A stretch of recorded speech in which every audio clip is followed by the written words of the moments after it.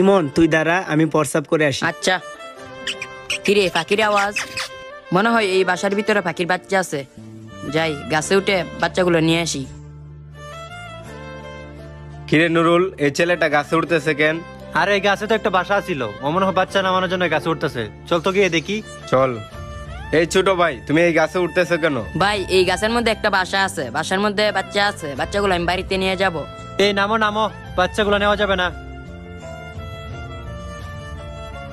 কি হয়েছে ভাই, আপনাদের কোনো সমস্যা? আমি এই বাচ্চাগুলো বাড়িতে নিয়েই যাব। কি রে ইমন, কি হইছে? আরে ছোট ভাই, এই বাচ্চাগুলো আমরা অনেকদিন ধরে দেখে রাখতেছি, আর এটা আমাদেরই গাছ। তুমি যে বাচ্চাগুলা নিবে, তুমি কি বাচ্চাগুলার মায়ের মতো যত্নে রাখতে পারবে?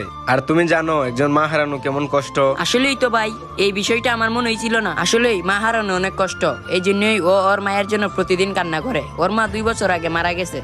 তাহলে এখন তুমি বিষয়টা বুঝতে পারছো, আর কখনো এমন কাজ করবা না।